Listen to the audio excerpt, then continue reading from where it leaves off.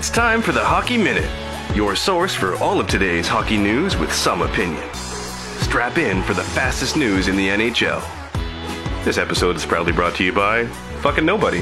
We don't have any sponsors. Now, here's your hosts, Brandon and Ryan. And here we are. Welcome back to another edition of the Hockey Minute. I am your host, Brandon. With me, as always, my co-host, Ryan. And today we have another incredible show for you. Look, we're really excited to be talking to Dan Mack, the 2019 Pacific Junior Hockey League Trainer of the Year. But before we get to that, please make sure you've subscribed with whatever podcatcher you use. Leave us a review on iTunes or a voicemail on Anchor if you're fired up about something we said or something you think we should be doing better. I promise we'll play it on the pod. All right, before we get into our interview with Dan, let's check in with my sweetheart of a co-host, Ryan. How you doing, man? Oh man, I'm doing so good. How are you? Oh, buddy, I'm doing all right. I was wondering if maybe you had any stories you wanted to touch on about Dan before we got in here. Well, yeah, but this guy and I, we go way back. Hillcrest Elementary, 6th grade. Oh man, we did an episode. Yeah, but we did an episode on this podcast about Connor Bedard being an underage elite athlete. Well, this guy and myself were the OGs. We were the only 6th graders to make the 7th grade basketball team, so we know all about that kind of pressure. Look, Ryan, that's elite status, man. That is. They didn't have exceptional status back then, but this guy, one of the quietest guys in high school, and he made himself known for hitting a kid so hard in high school at rugby that he collapsed his lung, and so he has since become an athletic trainer to atone for that murder. And as you mentioned, bro, PJHL Trainer of the Year in 2019, Langley Trappers athletic trainer Dan Mack joins the Hockey Minute. Dan, how you doing? I'm doing great. How are you guys doing? Doing unbelievable. Oh, we're doing awesome, buddy. Super stoked to have you on the show, man. Hey, I'm stoked too. I just thought we'd throw you some rapid fire questions just to kind of get things going here. Yeah, let's do it. Let's go. All right, chocolate or vanilla? Ooh, vanilla. Pancakes or French toast? Pancakes. Cats or dogs? Dogs. Talking or texting? Texting. Invisibility or super strength? Super strength. Last song you listened to? Oh, geez, this is gonna make me a metalhead here. Okay. This was oh crap. The band is Bury Tomorrow, and the song is No Less Violent. I'm surprised it wasn't Iron Kingdom. Hey, it might have been. You never know. I have followed them on Spotify. Yeah. Another Clayton Heights alum band here. That's right. A lot of success coming out of that high school. Absolutely. So I just my main interests, I guess, are kind of along the lines of how do you develop young players, and I've got a few questions for you, but I guess the one I wanted to start with is like how do you approach hard conversations with players when they need to improve somewhere? Like is it a sensitive thing, or do they know that they need to get better and they're just looking for you to point out the major flaws, or kind of how do you work that? Well, I mean, in terms of improvement as a player, in terms of the skill set that goes on with any player on the team. That's not really truly my forte. I mean, I'm mostly involved with the physical sense, right? Going in and making sure that obviously they're healthy. Like my main role is to make sure that those kids are healthy and they're ready to go. Okay. Yeah. So I mean, like if they have problems with, let's just call it like hip flexibility. Oh man, hockey players and hip flexibility is one of those things. Like I'll just go up and tell them, it's like, look, here's some stretches. This is what you need to do to improve it, and I want to make sure that you're going in and getting improvements for at least the next couple of weeks. Because it's not just short term; you got to make sure you're doing long term. Long term is super important for this kind of industry. Yeah, I'm going to need some of those stretches, Dan, because we're almost 30, and I still have trouble just getting out of bed in the morning here. So, oh, geez, buddy. Oh, don't even get started, man. My rugby career has just damaged my body to no end here. Well, I wanted to get into just the origin of you, though. Falling into this line of work. So, I mean, was this always the plan? Because in high school, they always ask you, what do you want to be when you grew up? And did you have the idea in your head that you want to be an athletic trainer one day, or was it just right time, right place? Not even close. So, it's funny. I took a bit of a funny turn. I mean, I was always involved in sports as a kid. I mean, I loved sports. Sports was my outlet. I mean, I was involved with everything. I mean, geez, I would do cross country just for the sake of doing cross country. And I'm not a super cardio person. I mean, I was always strong and athletic. But I mean, hell, I did cross country just to go and make sure that I was fit enough for the rugby field mostly.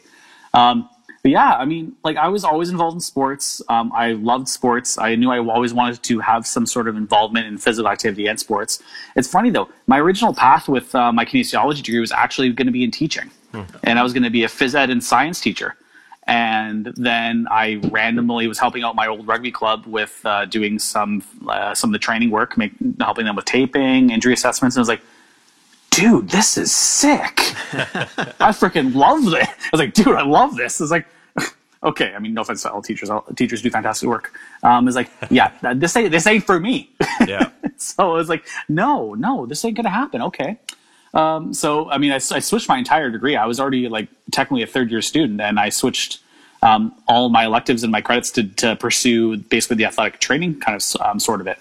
And I mean, yeah, I graduated way later than I probably should have, but I mean, I've got a ton of experience now doing a bunch of things. Right. So kind of building off of that, how much value do you put in being a multi-sport athlete? I mean, like I'm sure you'd heard the famous quote by Gretzky on it, but for those that haven't, he said, quote, I played everything. I played lacrosse, baseball, hockey, soccer, track and field. I was a big believer that you played hockey in the winter, and when the season was over, you hung up your skates and played something else. Where do you come in on that, Dan? I couldn't agree more, honestly. Just because there's so many different avenues and so many different physical skill sets that come in with playing different sports. Like, I mean, realistically, hockey is a hugely explosive sport. Mm-hmm. I mean, like you need that strength, you need that ability to be able to go in, and honestly, also the cardio. I think the cardio aspect of hockey is really underestimated because yes, these guys are going in for the shorter shifts. I mean, realistically, like 30 seconds to a minute is really what you want as kind of your max. Right. But there's so many other sports that are involved. I mean, if I'm thinking off the top of my head, soccer. I mean, soccer is a highly cardiovascular sport, but it also teaches you how to pace yourself. So that pace is also the same kind of idea with hockey. If you're going like, geez, I hear the coaches yelling at these guys all the time for taking these 3-4 minute shifts. Jesus. And it's like, get off the ice, guys. And it's like, okay, so you're not playing for the rest of the period because you're going to die. Right, so let's just go with that.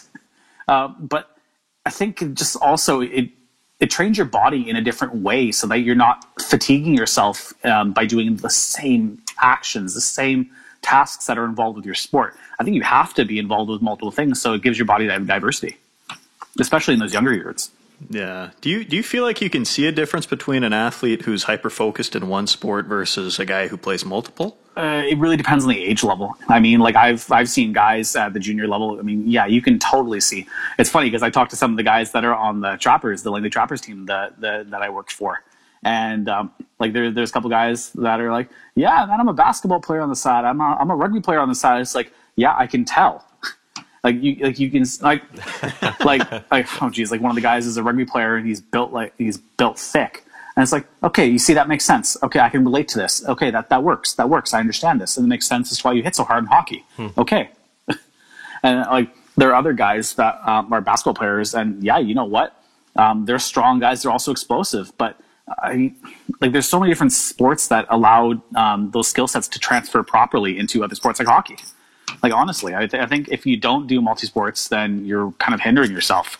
So how do parents learn to approach that when it comes to training with their kids? Because, I mean, obviously, once you get to be kind of the 13, 14-year-old range, obviously the coaches are thinking you're going to be spending most of your time playing whatever sport it is that they're coaching. So how are you supposed to navigate that at a high level while still kind of maintaining a competitive nature in multiple sports? You see, it's funny because as soon as you get to those higher levels, I mean, like, let's just be brutally honest here, okay? Not every kid's making the NHL. Right. And what? I mean, you can tell every parent that. I'm never going to tell a parent that. But, I mean, there has to be a certain level of, like, fun and enjoyment. So, I mean, obviously, hockey has, like, if you're pursuing hockey as your main thing, there has to be a certain level of, obviously, commitment to hockey and development of hockey and skills throughout the year. But I mean, being involved with any other sports, like, geez, you can play flag football. I mean, just as an example, like flag football is something that you're going in. Okay, you're not necessarily involved in the full physical contact that's involved in the sport, but it's a completely different muscular system that's being worked because with hockey, there's obviously a lot of explosive actions that are being involved with that. But with like a running sport like football or flag football, like you're pumping your legs like crazy. Right. You have to have power. You have to have strength. You have to have cardio. There are a lot of people that like that intensity and are able to go in. Like basically, the point I'm trying to make with all that is that it's designed to be fun. Like flag football is a fun type of activity. You have to bring it back and have fun with your side activities, but they have to obviously challenge you. Like you can't, if you're doing only golf, don't get me wrong, I love golf, but it's not physically demanding as a huge benefit to my future rugby retirement. Let's be honest here, right? Yeah. What's training like nowadays? Because I just remember when I played at a high level and it was, you go to the gym, you do a bunch of squats, you do a bunch of lunges, then you ride the bike and then you go home. Yeah. Is it more focused, how much upper body comes into training, but also how much of the plyometrics comes into training now? Because it wasn't really that way when I played. Oh, geez. So, honestly, there's so many different ways that I would say that training is done now. Probably the most efficient training for hockey, especially if you're not training for what you're doing in your sport, then you're not training properly. But let's put this in perspective here. There are guys that go to the gym and they lift heavy, super heavy, low reps, low sets, just lifting super heavy. Do you see really stupidly huge guys in the NHL? Just absolutely ripped out of their mind like bodybuilders? No. Marty St. Louis quads. Oh, there you go. Okay, look, that's a different species of human, okay? Oh, man. But you don't see these bodybuilders in the NHL. Why? Because it doesn't help them. Right. So if you're going in, for training especially, you need to be doing these the high intensity interval training. Interval training is what I would preach like crazy, especially for hockey. Again, if your shift is 30 seconds to a minute, let's just say on average, you really don't want to go beyond a minute, but if your shift is for that long, that's really what training interval you should be training in. It doesn't make sense for you to train in 5-minute intervals. It doesn't make sense for you to train in those super low intervals. Why would you train for 5 seconds? What are you gonna do in 5 seconds? So for a hockey player, for example, you might be talking 45 seconds on and then 3 minutes off or 2.5 minutes off, something like that. Yeah, that's how I do my training. Right. And that's how I try and give some of these exercises to these guys. It's funny. The one thing one exercise that people don't do enough of that realistically they should, and Ryan, this will help our 30-year-old bodies here. Yoga. Yoga. Oh, geez. Yoga is something that I preach so much to these young guys, and they don't understand. Right. They don't understand yet. And yoga is an activity that I would say is completely underestimated in the training world. And you should incorporate tons of yoga or Pilates into your programs. Yoga is something that is super focused. There is a huge component on body stabilization and maintaining strength in these level of poses, and you have to maintain these things, especially the more difficult poses that are involved with yoga. I was just going to ask if you've come across man flow yoga at all. It might be something that the guys that you're working with be interested in. I'm pretty sure he's an old pro lacrosse player that got into yoga to recover his body, and he has a whole free YouTube channel. Yeah, it's awesome. If you haven't come across it, I definitely recommend it. I haven't, but I know what I'm doing after this. Oh, that's fantastic. But no, in terms of the rehab or prehab, this would be a huge prehab activity for the guys that I give this to. Because when I'm dealing with these guys, especially throughout the year, some of the main things that I deal with are going to be groin and hips. So much of groin and hips and back. And if you don't have flexibility, because these guys going into the gym and they're lifting super heavy, they're not trying to incorporate any level of flexibility. They're only looking at strength. They're hindering themselves in the gym, and they're also hindering themselves on the ice. Dan, you can't see me right now, obviously, but I cannot. But I am. I'm looking pretty yoked. I had a good band workout today. Hey, thanks for the support, Brandon. But that's all right. I don't know you could hear that. But my question, just in regards, a lot of people right now are just at home, right? And what are some things that they can do just with limited resources, if at all? I've got a foam roller and a couple of bands, and that's it. But are there other things that people can use around the house that might help with just the as you mentioned, the prehab / rehab of some injuries? the working with the trappers as a head trainer is another job that I work. But my main role that I actually work as a kinesiologist is in the clinic that I work at. It's a rebound sport and spine out in Walnut Grove. Most of my clients are ICBC. And so they're going through look like car accidents, and they have very acute injuries or long-term injuries. And most of those clients, especially in the early stages, I don't do any weights or any resistance with them. It's all full body. So like, honestly, like it's exactly like I said before, like using yoga practices to be able to go in and stabilize the body, maintain flexibility, or even trying to create some mobility and flexibility. Let's think about this in hockey, okay?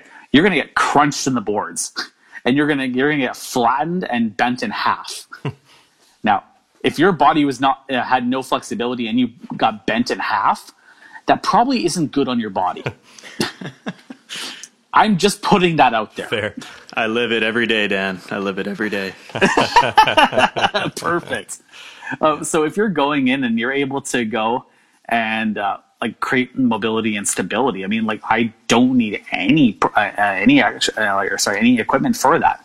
Like going in for hip flexibility, I mean, you don't need any equipment for that. I mean, like most of the exercises I do at home after my rugby career are designed for mobility and stability.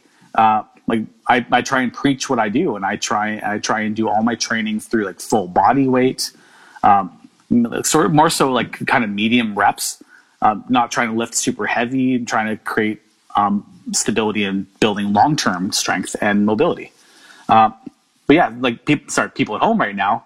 I mean, there's tons of things that you can use at home. I mean, one of the first things that I would do right off the bat, using a towel. So a towel is something that you can use, and it's a bit, you can like wrap it around basically a post or a pole and try and pull on it, and you're creating a resistance type exercise right off the bat with that. One of the easiest exercises that you can do right off the bat without needing any equipment is going to be anything isometric based. And with isometric based, you don't need any equipment. Honestly, like one of the easiest ways to do an isometric exercise is to go, let's just say you're going to do you're going to push against the wall. Now, that wall ain't going to move, or honestly, for your housal integrity, I really hope it's not going to move. I'm just saying. But if you're going and you're pushing with all of your might against that wall, your muscles are still moving. They're still working. But like you're not needing any sort of heavy weights. You're not needing any sort of heavy equipment. I mean, that's just like a super simple example. But like really, it totally depends on what your goals are. I mean, in this pandemic, I would say for people, achieving mobility is going to be the most important thing for them, because people are probably sitting at home doing absolutely nothing. So being able to stay mobile and reduce any sort of tightness that they're probably feeling realistically in their backs, because, adults, these kids don't realize that back pain doesn't exist as soon as you hit like 22, 23. Man. Like, yeah, do you remember when we were like 16 years old in gym class thinking we were just bulletproof? Yeah. That's not going to be us. We're not going to have these issues. We were invincible. And here we are. Yeah, absolutely. We were totally invincible. But yeah, no, that doesn't exist anymore. We've got some, based on Instagram anyways, we've got some youth hockey players that follow our page and are pretty active in our views. What advice can you give some high school kids that are kind of, 13, 14, 15, that are just looking to make that next step into junior and then to college potentially? What are some common areas that they should try to improve upon? Is it more strength or speed that might be helpful? Well, just looking at the game alone, I mean, speed is one of the number one things that you can try and improve upon. But I think one of the things that's also lacking, especially so for the Pacific Junior Hockey League, the age range of the kids that are coming into that league are between the ages of 16 and 20. And so when they're playing, to try and get in this league, for any 16-year-old that's going onto a team like that, there's only 2 16-year-olds that are allowed on the team. So otherwise, everyone else is between the ages of 17 and 20. So to earn that 16-year-old spot, which is a very coveted spot in that league, you need to be an exceptional player or have some sort of abilities that the team can guide you through and improve on. So, I mean, right off the bat, if you're improving speed, you also need to improve power. So there is a simple physics formula for going through power, and it's going through It's basically a series of force. So mass times acceleration equals force. So if you're able to either increase your mass, so obviously gain weight, but healthily gain weight, that does not mean obviously going through the McDonald's and going for those Big Mac meals. I know, right? The wrong way to gain mass. Brandon just hung up the phone after you said that. I used my boob to do it. Oh man, no, it's the moob. Okay, it's the moob. Let's talk about. Let's do anatomy right. Sorry, okay? sorry. Forgot I was talking to a kinesiologist. It's okay. I'll forgive you this time. All right. So, but if you're able to increase your speed, you're automatically increasing your power and through the force that's being produced right there. You've been talking about the importance of incorporating the full body through yoga and other things, and I was wondering if you might be able to expand on that for people who maybe don't quite understand what you're talking about when you mention compound workouts and those kinds of things. Yoga is a practice where your body is involved in a highly stabilized exercise. So you're going in and you're holding it a very usually difficult position for your body to maintain. That requires your muscles to constantly contract and develop force in that way. In terms of going in and like working through the mobility, so yoga is fantastic mostly for mobility. Doing any sort of high, usually when I incorporate programs, yoga is my first part of the program that they do to try and loosen them out, get the body flowing, get the blood working, get the body warm, and then you go into high intensity interval training. So the interval training is obviously going to be the strengthening component, and so those are usually the two principles I kind of base my sport specific workouts on. Those two principles. So using a yoga and mobility based program to start, following into a high intensity interval training. So with those types of programs that are being involved, if you're able to go and increase your strength and power through the high intensity interval training and maintain your ability to stay mobile with a yoga based program, you're getting the best of both worlds in that case. And what kind of exercises are you using for the interval training? Are you talking like squats and deadlifts, or we're doing other things here? Well, yes, you are looking for squats, but in terms of the interval training, you're not lifting heavy. Right. I mean, if you're going for a personal best, fantastic. That's awesome for you. But in reality, for hockey, it's like I said before. What bodybuilders do you see in the NHL? Mm-hmm. So realistically, how I'm training with squats is okay. Sure, they've got a barbell, or they've got a low weight kettlebell for somebody who's just getting into it. Right. Usually, it's a slow load followed by a high power acceleration into a starting position. So getting low into your squat and then driving up with speed, exploding through it. Exactly. And so that's how I base all of my exercises off, especially something sport specific. Because if you're developing power, you need speed and strength. And so if you're going in, that's like one of the best ways that I would go with that is honestly sled pulls. Okay. Pulling and pushing with sleds. Because you're driving the legs. So that's a hard activity to go through anyways, especially if you're loading super heavy. Even so, also like med ball throws, battle ropes. Battle ropes are a killer. They're fantastic. I love battle ropes myself. I have 2 sets of battle ropes in the clinic, and I use them all the time. It's fantastic. I love it. But it's funny because I know you were asking earlier in terms of like a lot of the exercises I was talking about before. We're working on like lower body and hips. Battle ropes is everything. Battle ropes is going through arms. Battle ropes is going through back because you have to stabilize everything. You have to maintain your form, and it's cardio. It sucks. Yeah, if you're doing it right, it works everything. But I see people at my gym and they're standing upright, straight-legged, whipping their arms around, and then they wonder why their rotator cuff hurts after. So sorry, they're not doing anything. So wait, they're not doing anything then, right?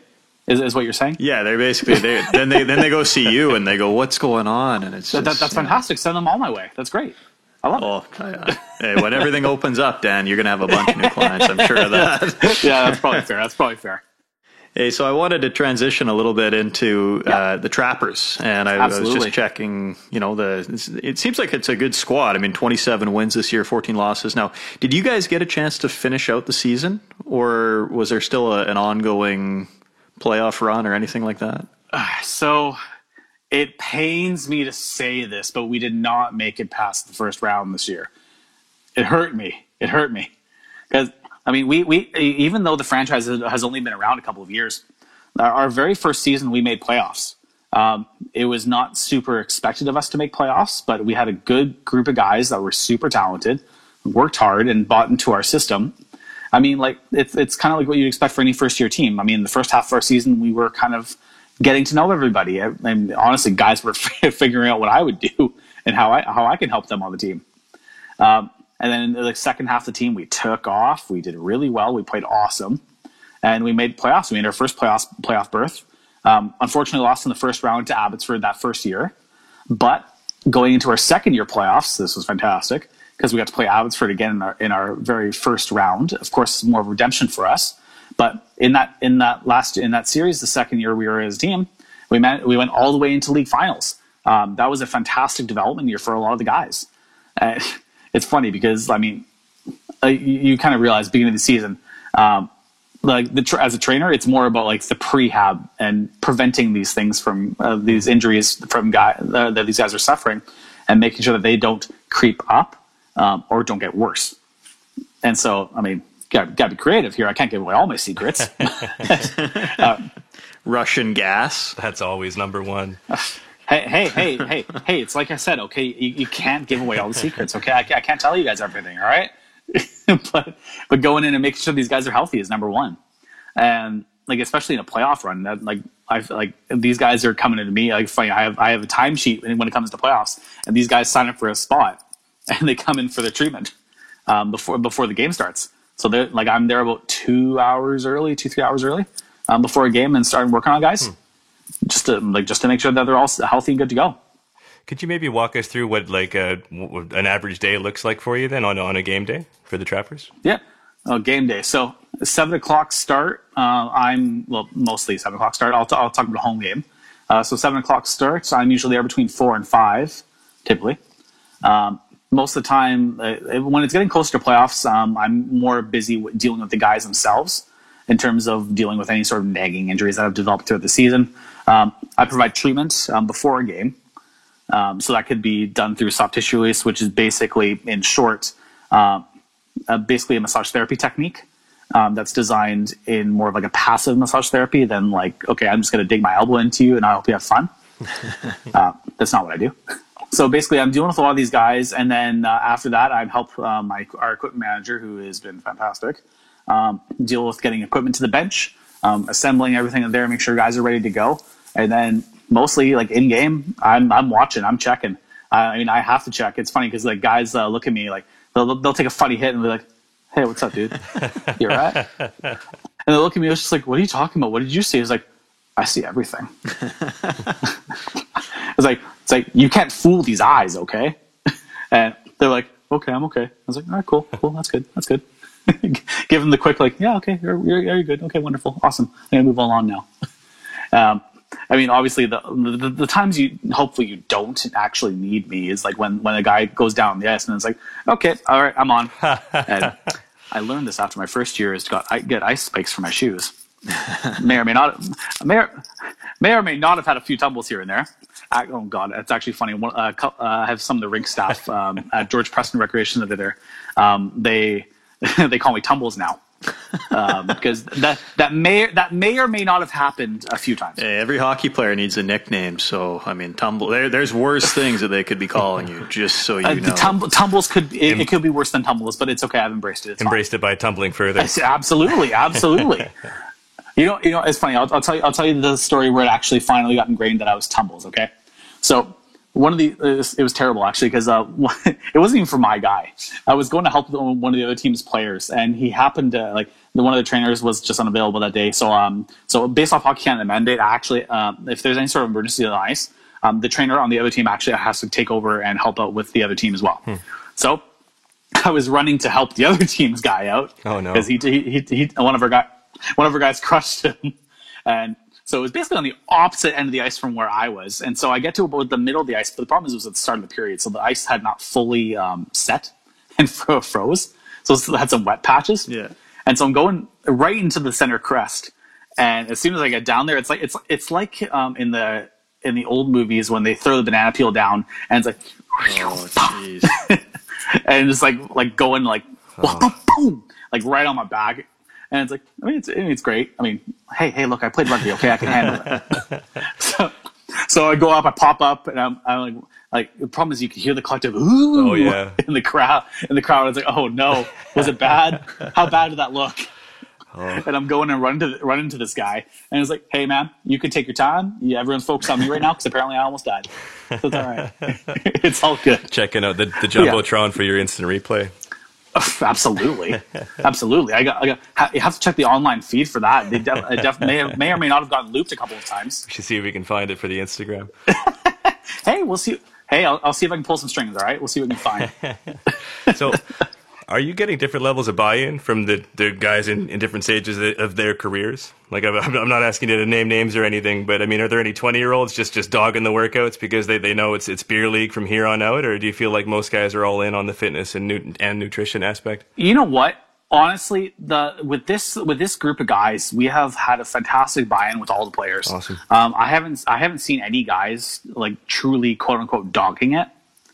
Like everybody's buying in. If there's workouts that need to be done, I mean, unless there's like true work commitments that these guys, like some of the 19, 20-year-olds have, you know what? Like they're all there. It's great. These guys are all bought in. These guys are all doing the workouts that they need. I mean, I give them homework as well, outside of just the rink as well, just to make sure that they're improving upon whatever gains that they're getting. From whether it be from some of their strength and conditioning that they're doing, as well as some of the prehab exercises that I'm giving them in terms of the yoga stuff. And I know it's working when they aren't seeing me as much. Right. So it's like, hey, Tommy, what's going on? You working on those hips? And he's like, yeah, man, they're feeling better. They're feeling looser. It's like, fantastic. That's exactly what I want to hear. The best thing that I can hear from my team is nothing. If they are going and they're like, you know what, nothing hurts, nothing's going on, then I am doing my job.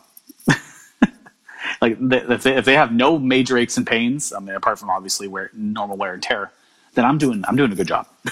I'm doing what I need to do. Awesome. Well, Dan, hey, listen, man, thank you for coming on the show, and I'll give you just a chance here to just let people know in our area, where can they find you if they need some work done? Absolutely. So my name is Daniel Mack. I am a kinesiologist at Rebound Sport and Spine. We are based in Walnut Grove. We have our brand new facility. It's absolutely beautiful. We've been in there since September of last year. We have like a major facility. I mean, my gym alone now, I went from having probably like a 300 square foot gym, and now I'm down to I'm up to about another 1,300 square foot gym. Wow. In our new facility. It's beautiful, absolutely beautiful. I love it. It's my home. It's my second home. It's beautiful. I love it. It's wonderful. So we're based out of Walnut Grove. We have a huge team of chiropractors. We have physio, massage therapy, and kinesiology. It's funny. So one thing I got to say too, for kinesiology, we do everything from the personal training and strength and conditioning to also working in with dealing with any sort of injuries. If you you don't even need to have an injury to come and see a kinesiologist. You just if you want to improve your health, if you want to just improve yourself, kinesiology is a fantastic option for you. And either way, we're based out at Rebound Sport and Spine, and you can visit and book online appointments at www.reboundclinic.ca, and you can see our brand new website. Awesome, brother. Beautiful. Hey, Dan, once we get out of this quarantine lifestyle, we'll have to get together and catch a game or something, but absolutely good to connect with you again, and you still haven't aged a day, brother, so I'm very happy for you. I've been kind of fighting that myself. Yeah, I gotta do what I can. It's okay. Hey, age catches up to all of us. We just gotta do what we can to prevent it, all right? Yeah, well, they don't have kinesiology for wrinkles, so. Well, you know what, fair point. There you go. You're very welcome. Thank you very much for having me. Awesome, Dan. Well, thanks for coming on the show, bud. From Ryan and Brandon, we'll catch you next time on the Hockey Minute. We'd like to take a second to thank you, the listener, for joining us. And a big thanks goes to our writers and production team, Jules, Mark, and Matt. We couldn't do this without you. Make sure to follow us on Instagram, Facebook, and Twitter at The Hockey Minute, as well as leaving voicemails on our Anchor page at Hockey Minute. And always make sure to subscribe to whichever platform you listen to your podcasts. That's going to do it for us. This is Brandon and Ryan. We'll talk to you next time on The Hockey Minute. Wha-pa-boom!